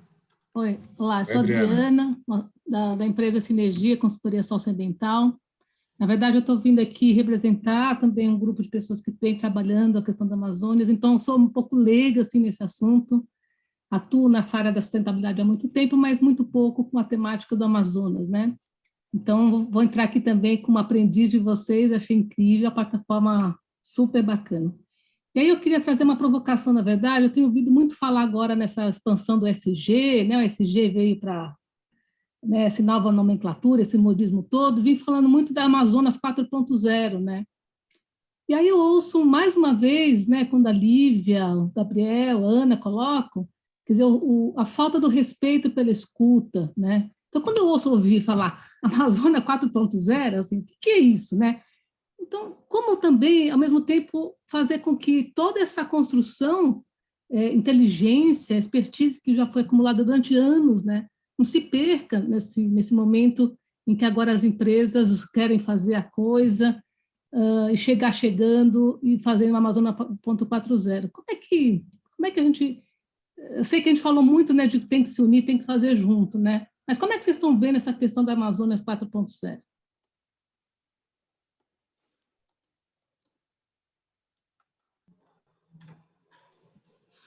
Eu acho que, na verdade, se nossos copromotores quiserem Posso falar? mandar... Eu posso falar aqui. Virgílio. Adriana, de fato, a gente vive um mundo muito pautado por modismos, né? E o ISG é um deles, né? Não tem quase nada de novo. Isso é ótimo, nesse aspecto é ótimo que todos estejam super aderindo. O ISG pegou, né? É uma dessas coisas que pegou. Se a gente olhar a essência do conceito de desenvolvimento sustentável da Comissão Brundtland, né, de 1987, não tem muita diferença, né? Grosso modo, são os 3 pilares, né? Ambiental, socioeconômico e governança. Com relação à Amazônia 4.0, mas eu acho ótimo que as empresas estejam super engajadas nessa questão do ESG, né? É uma coisa que pegou, é interessante a gente entender isso, caberia uma conversa mais longa e aprofundada para a gente analisar por que pegou, né? Quais foram os fatores que levaram o ESG a virar uma coisa que todo mundo aderiu, né? E é muito positivo, volto a dizer. Com relação à Amazônia 4.0 e as reflexões que você faz, eu tenho preocupações também na mesma natureza. A ideia de que vai chegar um cientista maluco num barquinho e vai desembarcar na comunidade e resolver aquele assunto, e isso vai ser eureka e dali tudo vai mudar, eu acho que é um pouco distante da realidade, né? Eu tenho uma visão mais orgânica e de longo prazo, para a gente fazer o desafio da sustentabilidade da Amazônia. O mais importante são investimentos de longo prazo na formação de pessoas, valorizando a inteligência local. A Amazônia não é um lugar desprovido de inteligência que está aguardando, né, seres iluminados aterrissarem numa nave espacial, né? Não, é cheio de gente super inteligente, brilhantes, né? Brilhantes caciques, brilhantes lideranças quilombolas, ribeirinhas, etc. E tem pessoas do dia a dia. Acho que o desafio é dar oportunidades a essas pessoas para crescerem. Então, tem algumas iniciativas que a gente está fazendo, que eu cada dia mais me apaixono mais, que são cursos de formação de jovens nas comunidades e aldeias como técnicos. Somar o saber tradicional com o conhecimento científico e tecnológico. E, a partir disso, formar empreendedores da floresta. E, obviamente, tem questões, sim, de estudos moleculares, mas a grande questão da bioeconomia, ela não passa pelo micromolecular, né? Ela passa muito pela logística, pela organização da produção, mesmo porque, muitas vezes, quando se estuda uma molécula, e essa molécula é sintetizável, ela pode ser sintetizada em Singapura, né, ou na China, ou qualquer outro lugar. A gente tem que trabalhar com produtos ricos em insumos de matéria-prima local para exatamente valorizar a produção do índio, do caboclo, dessa turma, né? Então, eu tenho uma visão mais voltada para um certo construtivismo, e, infelizmente, é um caminho mais longo, mas eu acho que esse é o caminho para que a gente faça algo sólido, não baseado em modismos e que valorize as pessoas locais e contribua para o maior desafio do Brasil, que é a desigualdade, né? A gente tem níveis de pobreza e desigualdade altíssimos. Então, como que a gente vai resolver isso? É fortalecendo os empreendedores locais. E só para fechar, acabei de chegar ontem do Rio a Tumã, onde a gente está apoiando 15 empreendedores que trabalham com turismo de base comunitária. São empreendedores locais, mas esse pessoal está melhorando de vida. No ano passado, eles faturaram R$2 milhões em pacotes. Obviamente, isso é faturamento bruto, não líquido, mas estão crescendo. E o nosso desafio agora é criar um curso universitário lá no meio da floresta para jovens, filhos desses empreendedores, fazerem cursos de turismo e acessarem crédito e, com isso, multiplicar essa economia de 2 milhões para 20 milhões. Né? Então, acho que é possível coisas desse tipo, mas volto a dizer, muito voltar para o investimento nas pessoas. Essa é a minha visão sobre esse tema. Obrigado, Virgílio. Passando para a Cristel. Olá, obrigada, Gustavo. Bom dia a todos, sou Cristel da Reels Partners. Queria pegar o gancho do Virgílio, era exatamente esse ponto dos povos locais e os saberes locais. E vi também, então, fazemos parte do Fórum Amazônia Sustentável, então vi que está no mapa lá e estamos à disposição para continuar contribuindo para esse pauta, junto com Ethos, PCA, CAS, Natura. Mas dos desafios, os maiores desafios que eu estou enxergando é que como co-construir junto com os povos locais indígenas tradicionais. E temos uma experiência no Canadá com povos indígenas, e é um grande aprendizado, onde foi uma equipe de facilitação de uma parte da equipe que era a Reels Partners, junto com uma equipe dos povos indígenas das primeiras nações do Canadá, para pensar juntos como descolonizar os métodos, porque todos os métodos que nós estamos usando, prototipagem, aceleração, mapeamentos sistêmicos, então foi um processo dessa equipe no início do processo do projeto que era para visualizar quais os possíveis futuros para essa comunidade no Canadá tradicional, como desmistificar e trazer métodos indígenas e não indígenas juntos e realmente construir um novo método. Então, acho que isso foi muito falado isso hoje, e como fazer isso vai requerer muito olhar para nós e desconstruir coisas nossas e pensar juntos como podemos construir esses processos junto com os povos locais para serem realmente, eu acho que isso pode ser um exemplo para o mundo em termos de como podemos fazer isso junto com os povos locais na Amazônia, que realmente, como o Virgílio falou, é um investimento na capacitação mas a construção para fortalecer os atores locais, que é de longo prazo. Eu queria só trazer isso e estamos à disposição para compartilhar esses aprendizados. Acho que é um caminho longo também.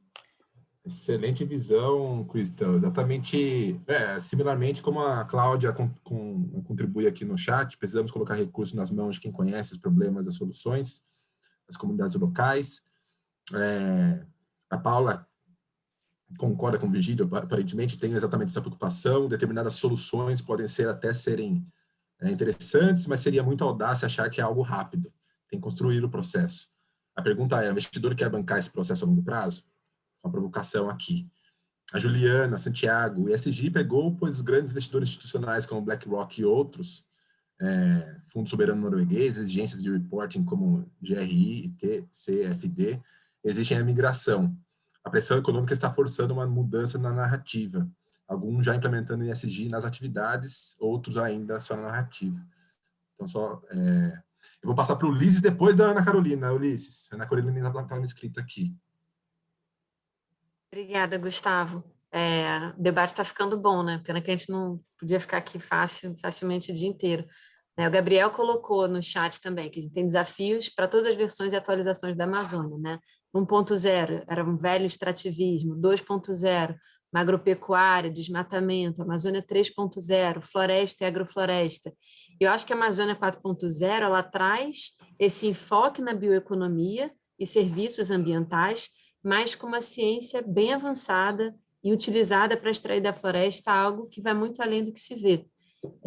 Então, é uma aposta de, sim, trabalhar junto com as comunidades locais, entender as vocações locais, incluir as pessoas, ajudar a preparar, ajudar a entender de onde vem todo o processo de inovação, né? Que não é só replicar as cadeias, como a gente já conhece, mas explorar na sua integralidade, com uma participação especial aqui, deixando maior valor agregado, mas deixando um legado para a população. Agora desce.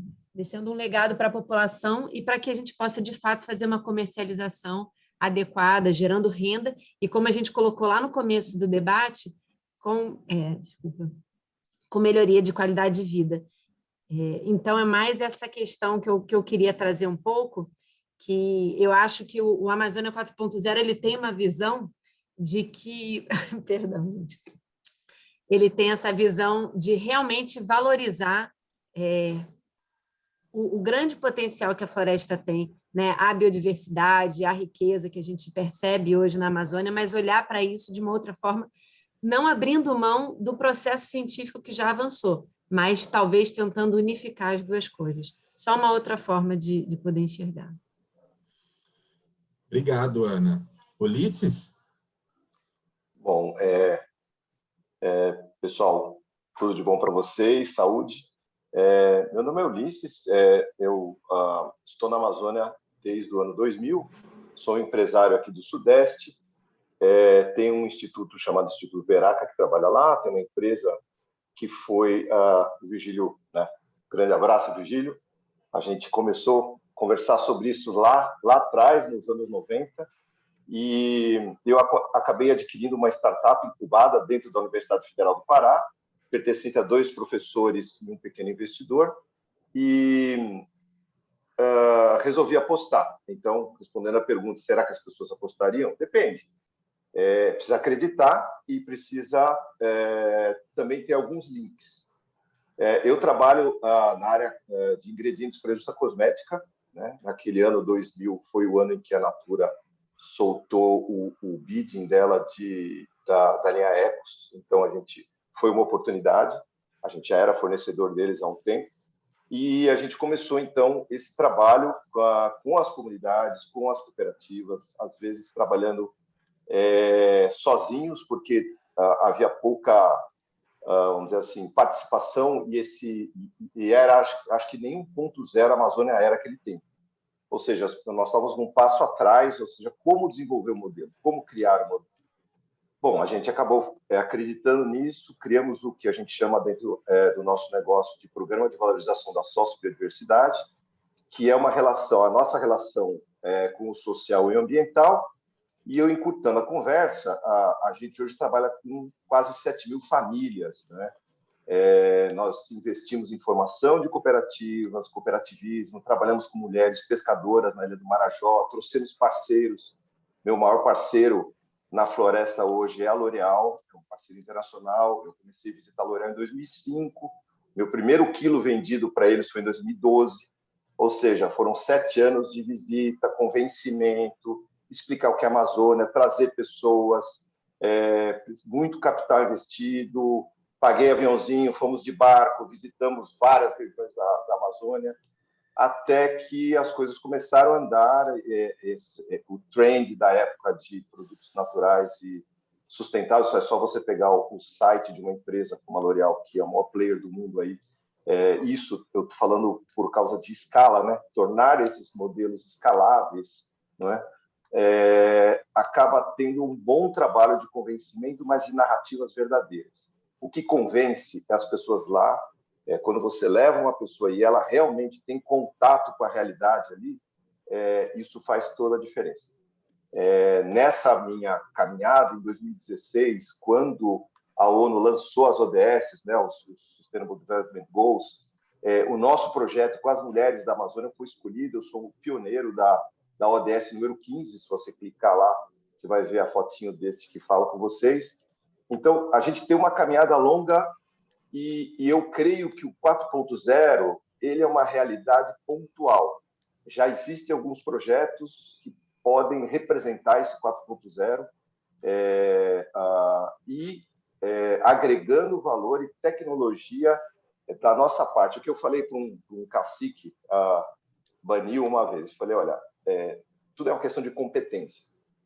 Se você acreditar em mim, da maneira que eu acredito em você, se você me valorizar como eu valorizo você, e aí nós fazermos parte de cadeias e construirmos isso, né, visando tudo que está nas prateleiras das universidades, mas não vai ao mercado, e tudo que o mercado quer e que poderia ser conectado. Então, tanto que o nosso lema dentro da empresa é We Bridge.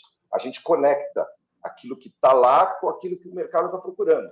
Então, se a gente quiser ser bem-sucedido, nós temos que conversar com o que está acontecendo. Então, não só criar projetos que sejam muito legais, mas que ninguém compra, ou que você pergunta lá para o Ribeirinho, ele fala, nossa, isso vende muito, mas ele não tem noção do que é, e fazê-lo participar disso, ele entender a importância que ele tem nessa conexão.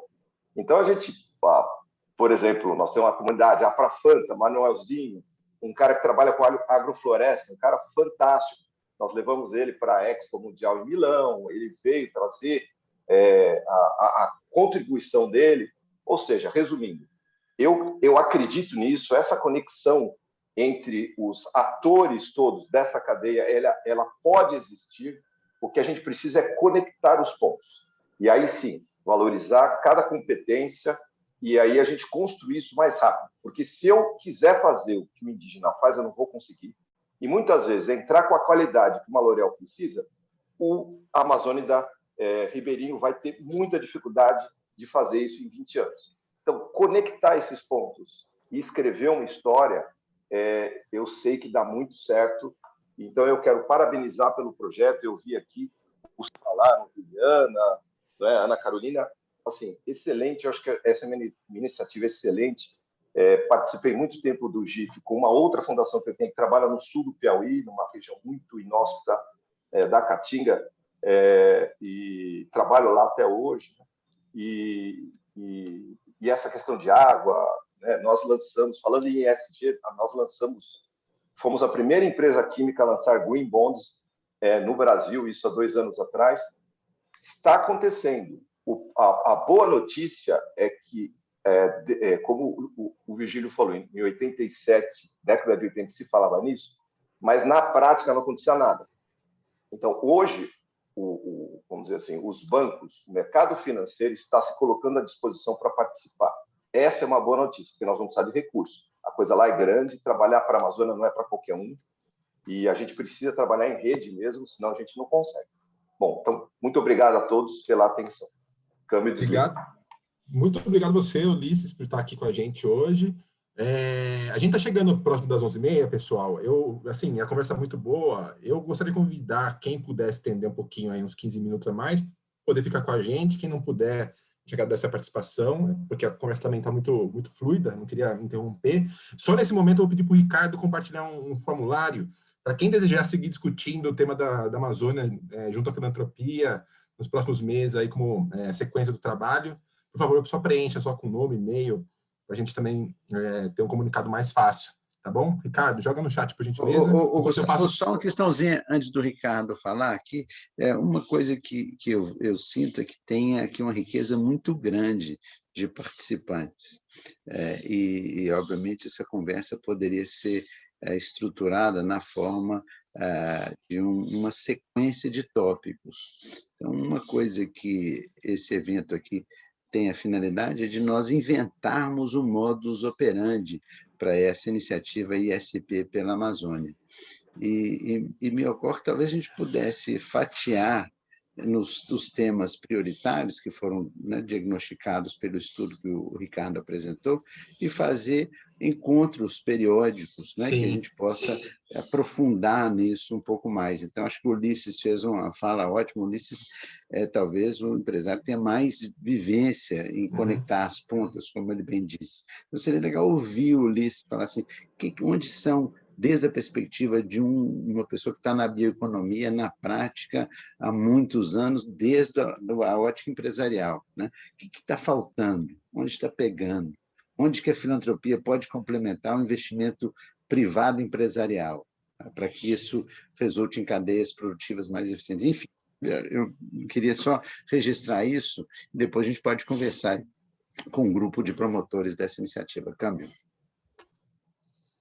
Tá bom, Alice, você tem que ficar com a gente para a gente esgotar essa questão trazida pelo Virgílio. Deixa eu passar para a Juliana aqui, na sequência. Qual Juliana? Se sou eu, Acho que foi a Strobel. É isso que eu pergunto. Não, é bem rapidinho, eu não vou tomar muito tempo de vocês, sobre o que a Cristel falou, e também alguém perguntou ali sobre custos do processo, né, da gente incluir mais a escuta e a participação das comunidades, né, e se as empresas estão ou não dispostas a pagar por isso, porque as comunidades têm seu tempo, têm sua forma de atuar, né, e isso precisa ser respeitado.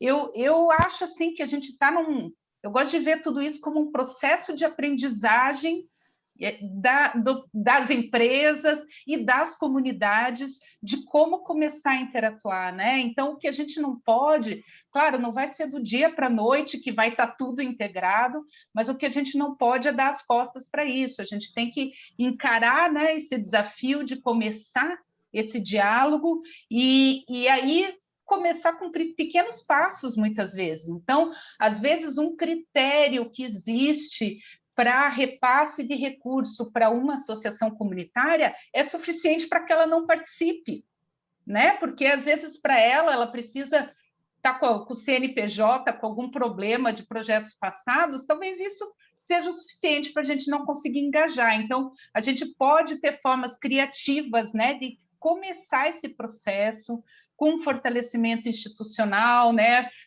Uma mentoria para ajudá-las a aprender esse processo melhor de como prestar contas adequadamente, ou mesmo flexibilizar o acesso do recurso, né? Às vezes é um recurso pequeno e a empresa não faz questão de ter aquela comprovação tintim por tintim, né? Então, só isso, só comentar isso, que eu acho que o que a gente precisa é começar esse caminho, né? Obrigada. Exatamente. Obrigado, Juliana. Vou passar para o Caetano. A Saúde e Alegria também estava com a gente no encontro inaugural desse trilho de discussões da Amazônia lá em agosto, no Congresso do GIF. Segue aí, Caetano. Oi, bom dia a todos e todas. Estou apanhando um pouquinho aqui com a internet, mas estou aqui falando com vocês aqui do front mesmo, do Tapajós, e não corre danado, vocês não imaginam aqui a bola da vez da região, é madeira, é ministro, é garimpo, mas enfim, é Covid também, mas temos que continuar com saúde, com alegria, senão a gente não aguenta, né? Vou fazer uma provocação aqui para a gente pensar. Achei boa essa sugestão do Virgílio, né? Porque são assuntos que eu acho que a gente sente necessidade de aprofundar, não é em meia hora ou 2 horas, então parabenizo o GIF pela iniciativa, mas se a gente puder, de repente, criar um grupo que pode estar avançando nisso, achei muito bacana a ideia, Virgílio. Eu vou fazer uma provocação aqui, e assim, algumas coisas começam a preocupar. A gente está aqui no front, trabalha, o Saúde e Alegria, o FAS, o ISA, o Amazônia, enfim, tem um grupo de ONGs maiores, consolidadas, né? Mas me preocupa um pouco as bases, né? O investimento que vai direto para os pequenos, para as associações indígenas, comunitárias. E aí eu sou fã aqui de uma guerreira que está aqui no grupo, que é a Cristina Orfeu, do Fundo Casa, né? Então, eu fico pensando, às vezes, e eu me preocupo, e eu falo uma coisa assim que é até perverso, talvez o pessoal das ONGs, ou mesmo do Saúde e Alegria, vai me xingar. Eu acho que está tendo uma concentração de recurso muito grande em cima das grandes ONGs aqui na Amazônia, e a gente precisaria criar, e aí me incluo o Saúde e Alegria, né? Só que a gente, quer dizer, ninguém está aqui só pensando em dinheiro, a gente está aqui pensando em construir soluções, ideias, e essas ideias têm um custo. Então, o dinheiro, o que vem primeiro é a ideia, é o projeto, não é o dinheiro para depois você falar o que você vai fazer. Então, me preocupa um pouco, e aí eu acho que, às vezes, ficam essas grandes ONGs, a gente incluída também, e a gente, ao mesmo tempo, falar em decolonizar, né? E aí vamos sofisticando o nosso trabalho, sofisticando os nossos custos administrativos e, ao mesmo tempo, para quem financia, é mais fácil financiar um Saúde e Alegria, porque presta conta, faz o relatório em dia, sai na mídia, bacana, resolvi, eu sou gerente de carteira de projetos, vou tirar minhas férias anuais. Né? Estou fazendo uma provocação forte aqui, vocês podem alguns me xingar, mas, assim, como é que a gente pensa no balanço da coisa, né? Em que uma coisa não exclui a outra. Eu não estou tirando a necessidade do trabalho dessas grandes ONGs. Eu acho que a gente é fundamental, né? Inclusive para respaldar essas menores, essas pequenas associações, né? Acho fundamental também para a gente poder estar sistematizando e construindo soluções e fazendo pontes, seja com políticas públicas, seja com grandes empresas, fazer uma ponte também com as empresas, porque muita gente da base não conversa com aquela determinada empresa. Não é excluir, né, nem enfraquecer, mas é mais, a gente precisa de muito mais.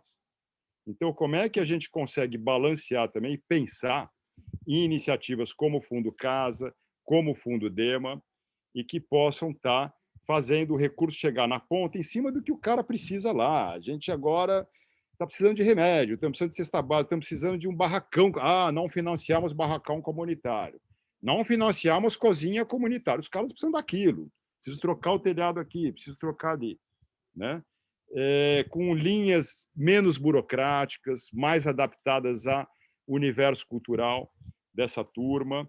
Né? E ninguém está ali, às vezes tem dificuldade de prestar conta com muita burocracia, não é má fé, né? Como é que você vai fortalecendo essas pequenas sementes? Então, esse seria um ponto, eu acho importante. As associações comunitárias no entorno do trabalho do Saúde e Alegria fortalecidas, consequentemente, é uma parceria ganha-ganha, fortalece muito a nossa ação e até barateia o nosso custo também, né? E necessidade de aportes externos para chegar a resultados talvez até muito maiores.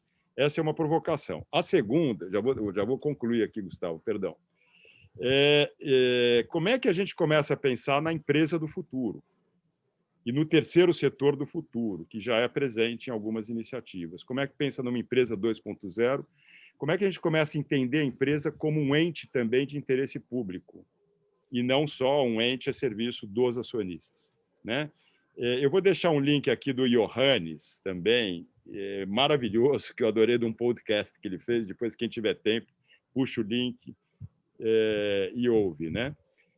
Mas, assim, como é que a gente pode pensar numa empresa mais parecida com uma ONG, né? E como é que a gente pode pensar, inclusive, nessas grandes ONGs, como a nossa, mais parecida também com gestões profissionais, assim como as empresas fazem, para que a gente possa fazer mais com menos. Então, eu acho que isso aí dá um outro debate, né? Como o Virgílio coloca também. Eu acho que seria interessante a gente pensar também, porque ambos aqui somos empresas, a gente é uma empresa social, uma ONG é setor privado também, só que não tem fins lucrativos, né? Então, como é que a gente aumenta os nossos lucros sociais, os nossos resultados sociais, melhorando e aprimorando a gestão, assim como as empresas aprimoram ali para ter, né, como resultado os seus próprios lucros, né? Então, eu acho que é um debate que merece, sim, continuar. Eu deixo aqui algumas provocações, perdão se me estendi demais. Saúde e alegria para todos aí. Só um comentáriozinho, Gustavo, só uma interação para a gente ter um bate-bolazinho.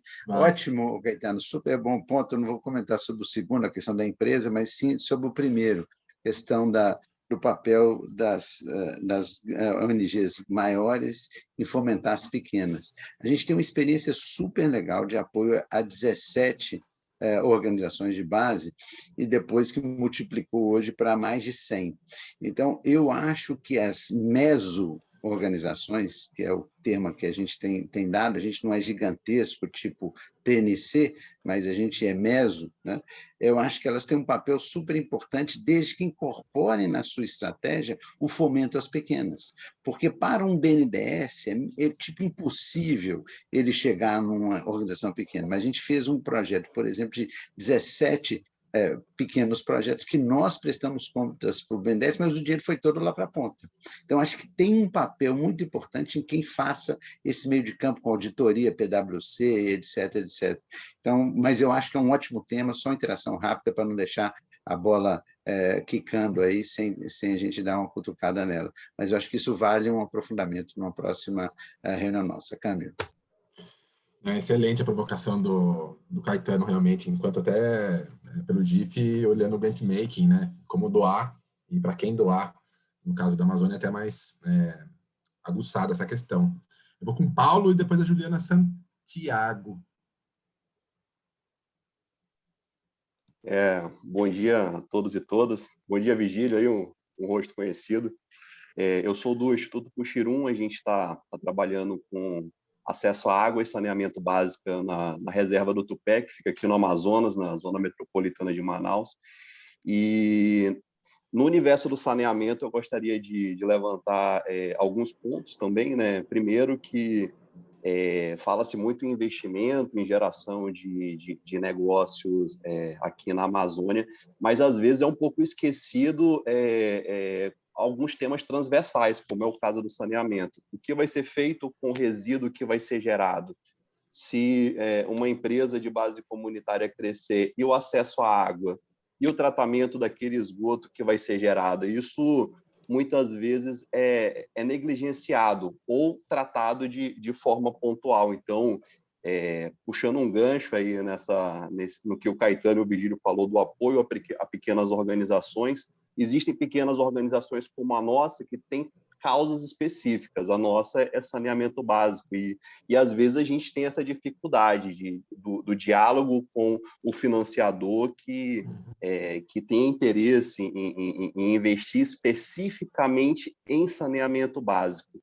E nessa temática do saneamento, algo que nos preocupa muito em virtude do nosso tamanho e do nosso porte e da nossa força financeira é o custo do diagnóstico e o custo do monitoramento. Para a gente fazer um projeto com consistência, tem que ter um diagnóstico ali esmiuçado, que demanda tempo, que demanda energia, que tem custo, e que para organizações pequenas isso é mais complexo. É mais complexo porque a gente trabalha por captação de recurso, contrata e faz esse trabalho. Por exemplo, a gente está com um projeto hoje em fase de captação, que é o Puxirum do Saneamento, que demorou 1 ano o período de elaboração dele, em virtude disso. A gente utilizou o que nós tínhamos ali de força intelectual, financeira ali, para ir às comunidades, fazer rodas de conversa, ter diálogo com presidentes de associação, com comunitários, com presidentes de conselhos.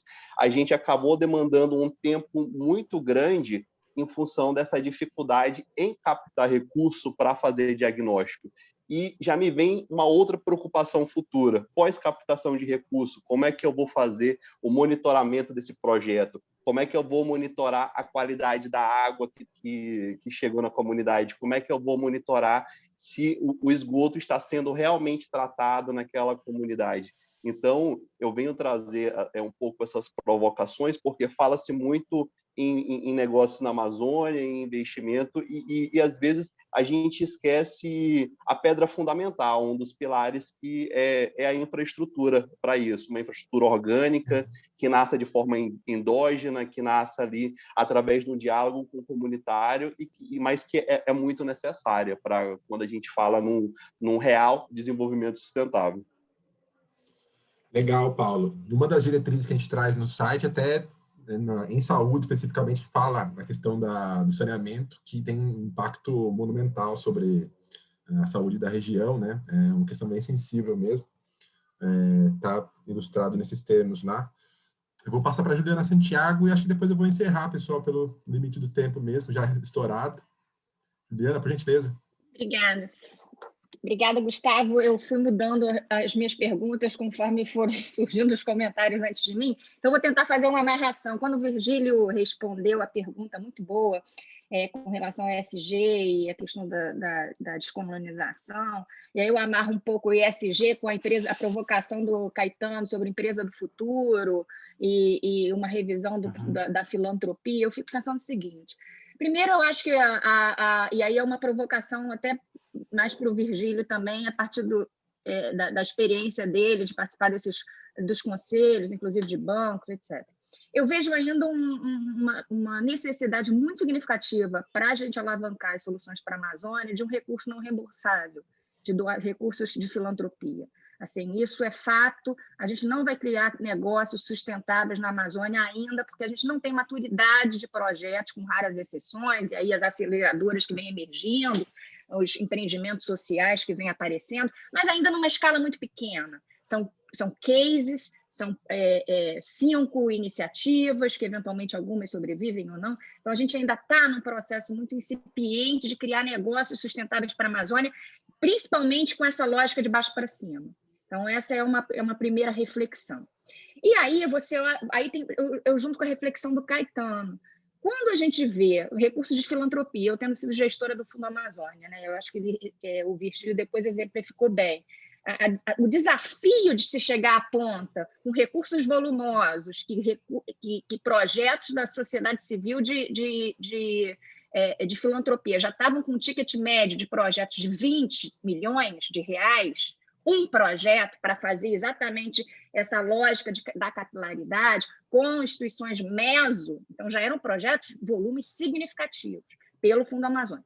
Eu não vejo a mesma mobilização de recursos e o mesmo comprometimento e a mesma apetite a risco vindo do setor privado. Então, esse movimento ESG que a gente tem visto emergindo, ele está muito mais sendo direcionado, de fato, recursos, quando você vê, para green bonds que vão investir em grandes infraestruturas renováveis, que mobilizam capital significativo, eventualmente para agricultura de baixo carbono, para fazer track record, rastreamento de cadeias produtivas, mas, de fato, para a economia florestal, não vi mobilização ainda. E eu vejo ainda as discussões acontecendo nesse ambiente empresarial, no ambiente do sistema financeiro,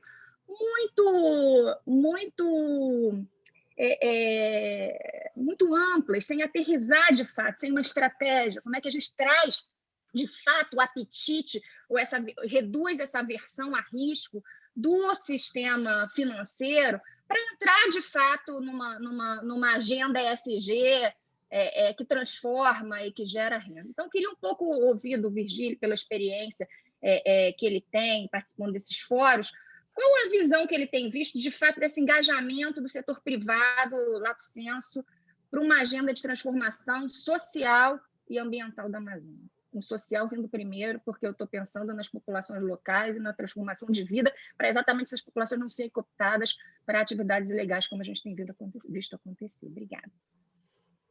Virgílio, só porque você foi muito mencionado, quer dar uma palhinha final sobre essa sessão? Dá uma palhinha final rápida aqui.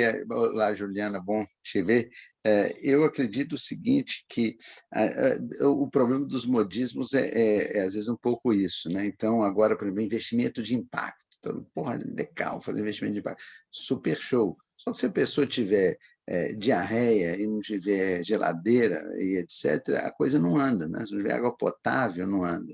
E, às vezes, um empreendimento de açaí, por exemplo, que precise de água limpa para fazer a produção do açaí, ele não paga a conta de um poço artesiano. Então, o dinheiro do poço artesiano tem que vir da filantropia. Então, a gente tem que ter o conceito de blended finance. Eu vejo os grandes bancos hoje com um discurso super legal, mas eu não vejo o dinheiro chegando da forma do investimento não reembolsável, sim, pensando em coisas que podem virar negócio, etc., e que não tem nada de errado. Né? É ótimo, ainda bem que os bancos estão se despertando para esse assunto, mas é muito importante que a gente tenha investimento social privado.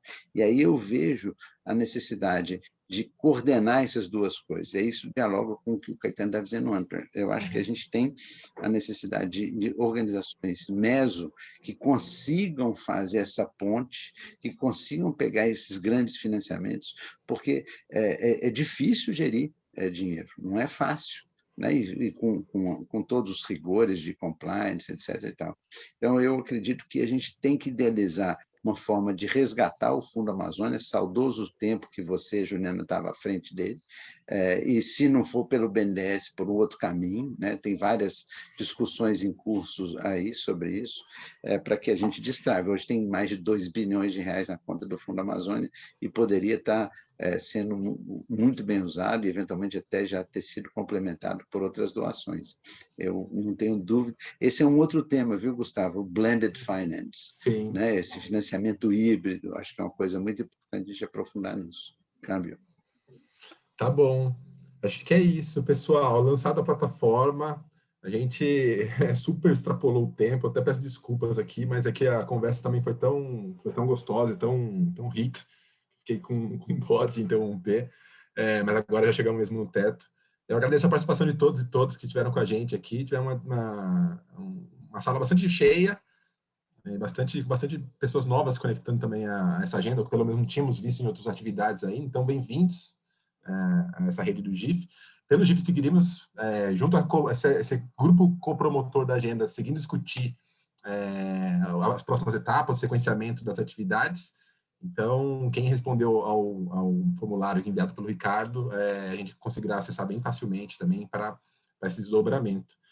A plataforma está lançada também, contamos com vocês para ajudarem nessa disseminação. Pessoal, tem um site novo recém-lançado pelo GIF sobre mobilizar mais filantropia e atuar pela Amazônia, então super saudamos também esse movimento por vocês e agradecemos demais a todos e todas, e em especial os copromotores que estiveram com a gente ajudando na organização do evento e da própria plataforma.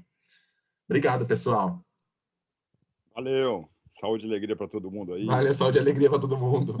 A gente, depois venham tomar um banho aqui no Hotel do Chão quando passar essa pandemia aí. Vamos sim. O Virgílio está cobrando. Tchau, Vamos dar outra missão. Valeu, aqui. pessoal. Um abraço grande. Tchau. Obrigada.